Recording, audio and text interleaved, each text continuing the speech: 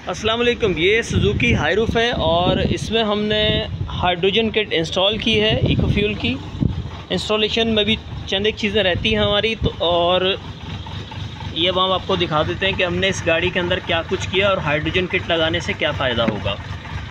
तो ये जो स्पेस है ये तो सामान वगैरह रखने के लिए इनको चाहिए होती है, लिहाजा जो किट हमने रखी है वो रख दी है सीट के नीचे, यहाँ पर इस जगह से दिख रही है ये।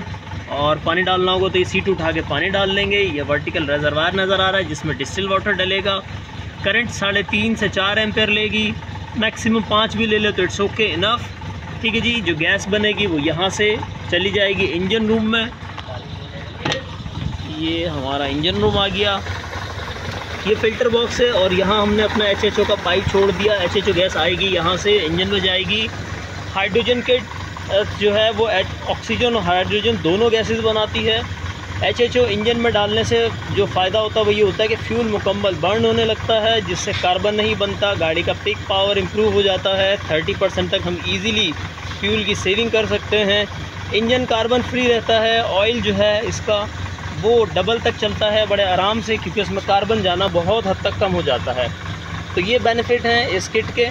इसके बाद ये इंजन जो है ये कार्बन फ्री रहेगा। कुछ ही अरसे के अंदर इसका जितना कार्बन है सारा का सारा साफ़ हो जाएगा।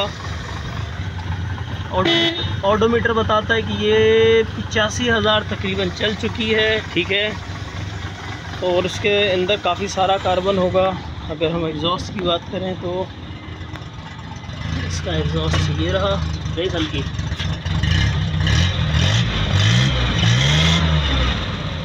ठीक है जी। अभी ये जब प्रॉपर फिटिंग हो जाएगी और करंट इसका थोड़ा हम बढ़ा लेंगे, सेट कर लेंगे, तो फिर हो सकता है इसमें मॉइस्चर जो है वो और ज़्यादा बढ़ जाए। तो वो सूरत हाल भी आपके साथ शेयर करेंगे। ठीक है जी।